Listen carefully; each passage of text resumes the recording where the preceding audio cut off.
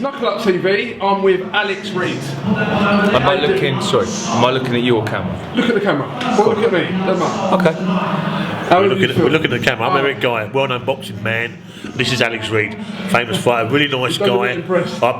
People say that they ridicule him or whatever, but he's a great fighter and he really is a nice guy. Okay, so over to you, Frank. You're fighting next week. How's it going? Preparation.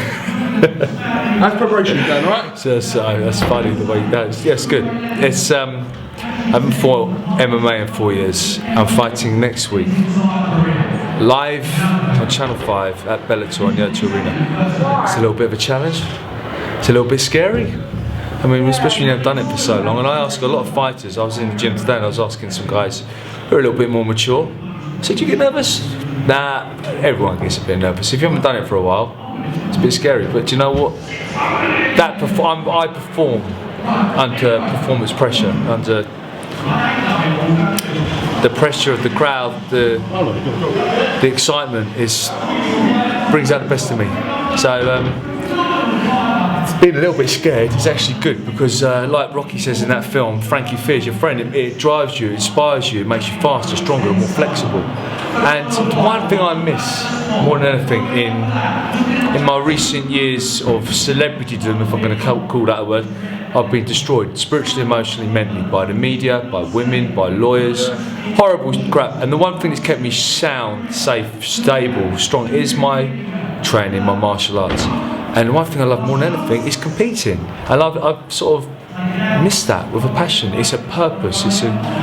I am a martial artist more than a fighter. And I don't even consider this a fight, although it's a competition. It's not a real fight. I'm not trying to kill someone. This is a game. At the end of the day, we'll shake hands, might go and have a drink with him. I've got no real malice towards this guy. I actually thank him for allowing me to perform. The scary thing is, and I like that, it's part of the fun, performing in front of all those people. I'm a performer. But what's it like being a celebrity cage fighter? That's what I want to know in the UK. What are you celebrity cage fighters? It's weird to be called a celebrity cage fighter because I don't consider myself a celebrity. I guess I could be considered a sports personality, but you have to be doing the sport to be a sports personality. So that's why another reason for me to go back to what I've done, loved, and was highly respected for many years ago. You know, I haven't fought properly in 4 years. I took some kickboxing fights 2 years ago without training. I almost did like self-harm because I was in such a miserable way, spiritually, emotionally. I thought the most calm place in the world for me was in a cage, stop fighting someone because it was just peaceful. Isn't that crazy? That's where I found peace. And I didn't really train. So now I am focused, I'm inspired, I'm determined. I have a healthy amount of fear, which is great because that's focusing me to get sharp, better, and perform. I want to go and put on a show. Yeah, I like fame, the right sort of fame. I like a pat on the back. I love to cheer up and run. That's why I train religiously hard to make sure on the night I've got a good performance. I want to be celebrated for that, not for all the crazy stuff that's gone in the past. And that's why I'm going back to doing what I love. What was it like, obviously, being in your... Obviously, I'm going to go back to saying the tabloids and stuff like the Sun newspaper that did a lot of stories on you, and being in a relationship with Jordan. Did that take a lot?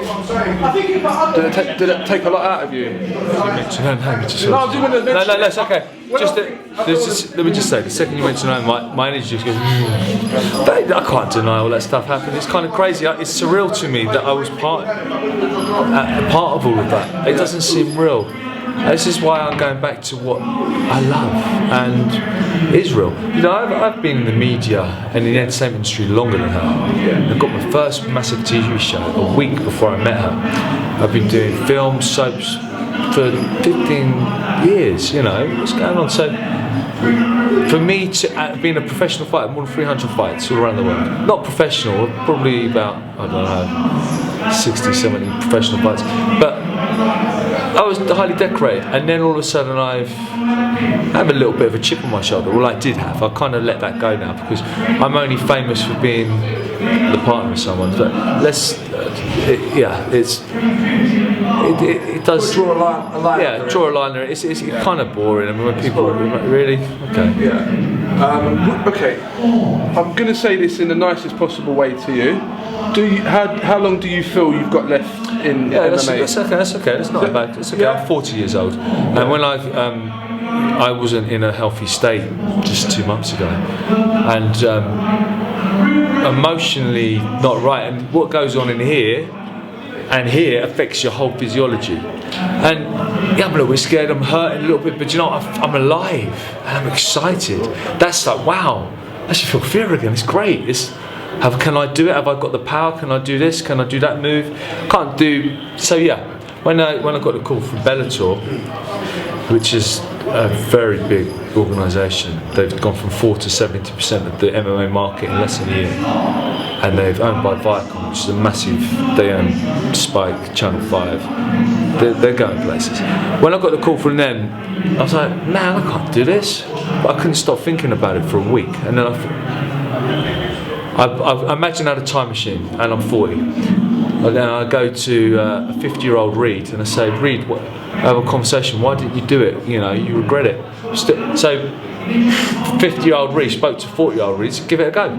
So I'm giving it everything I've got, win, lose or draw, and I plan on winning is to have fun and to this time enjoy it. Not to be. There's a different. I haven't got the same testosterone you have when you're a 20, 30-year-old. You know, you're a bit more. Rah. Now you're more pumped up. Now I want to go in there and enjoy every moment of it and have some fun. Experience the now. You've got a big following, a huge UK following, isn't it? So every time you fight, there's always good tens of thousands, sometimes 5,000 people come and see you, don't they? Yeah. Do you know what? I used to have Marmite, you know, love or hate, which is bad for the promoter. Yeah. When you look at this a little bit spiritually, it can be a bit horrible for you because those people don't like. I'm getting a bit of a sensitive soul. Oh, they don't like me. Now I'm like, do you know what? I'm trying to be more of a promoter now, a bit older, a bit more wiser. This water for ducks back. Boom! Come and see me. Hate because you want me to get knocked out. Just come and see me, and that's great. You know, it's entertainment. I do not entertain. Russell Crowe, Gladiator, and it's about what I feel I've done. Is win the crowd like he's been told in Gladiator, win the crowd. Because this is, I'm an actor, but although this is an act, it's not like WWF, it is still entertainment, and you are putting your heart and soul in there, and you see some standard performances from fighters over the years, and I think some of the ones I've most inspired by, Gerald McLennan with Nigel Benn. There's some fights there's some massive fights that I've look at Rocky. I mean, it's fictional, but it's still. I've grown up on a Rocky film. You can actually do that, and it's a night's entertainment. That's why people want to come and watch this. Still, fighting or competition, it has since the dawn of civilization. Man has wanted to see another man get on and see who the best is. It's pure entertainment, heart, soul. Once you retire, do you still want to be a part of the sport as coach? Oh yes. Promoter? That's the plan. That's the plan. Okay. I don't. I'll go back to your question. I don't plan on fighting. I think 2, 3 fights. Yeah, and let's see how it goes. This next one. I'm not. I mean, I say that, but in my heart, I do all this positive hypnosis mind. I know what's going to happen. Of course I do. I'm the Reidinator. I say my magic words and Prince Adam turns into He-Man. Well, Alex Reid turns into the Reidinator. I'm a little bit scared now, but when the Reidinator's there, he's impervious, he's to pain, he's like the man. So there's going to be 2 or 3 fights, but it doesn't motivate me entirely the same way that it used to. So you can just give us a second, guys.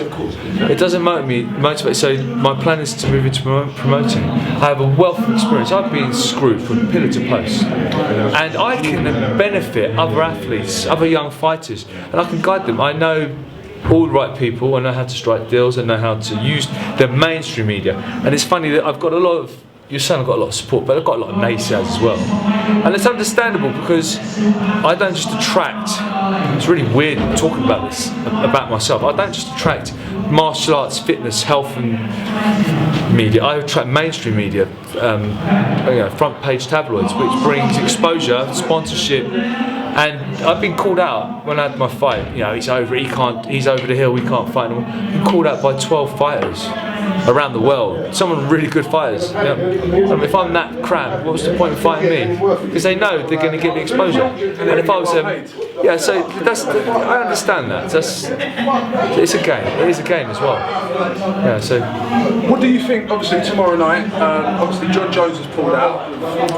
Yeah. Is it Anderson Silva now versus? Anderson Silva. Yeah, that's crazy, isn't it? That's part of this. Anderson Silva fought when he was fighting at the UFC. I went to watch that. I was in the seats were about 150 quid. There was still good seats, but I was like, my publicist does the promotion for the UFC, and I felt like, what am I doing in the cheap seats? I should be cage side. Hang on a minute, I should be in the cage. Who was fighting? Anderson Silva versus Michael Bisping. In season 3, I was selected to go to Tough in season 3. I was in my prime. I was contracted by Elite XC, who were owned by Cage Rage. They were at war with the UFC, so they wouldn't release me. That was when I was in my prime, so I just think, could have, should have. I was so depressed. I was also 10 years ago offered to fight Anderson Silva, and I declined it. So, 2 guys could have been Bisping, could have fought Anderson Silva. That was part of my inspiration. That night was a miserable night for me, so I thought, I'm a has-been. I'm not a has-been. I've done some good things, but it really peed me off, and I was hobbling around. Because I've had 300 fights, body's quite what it used to be. My mates said, "What's the matter, Reid? I'm fine. You're no, I'm not." And that bothered me. So now this is why I'm here promoting Bellator, and the plan is this is a catalyst to reignite my career, and they're giving me a lifeline. I've got so much passion. I'm 40. I'm not going to fight forever. Maybe another year, and then let's see what happens with.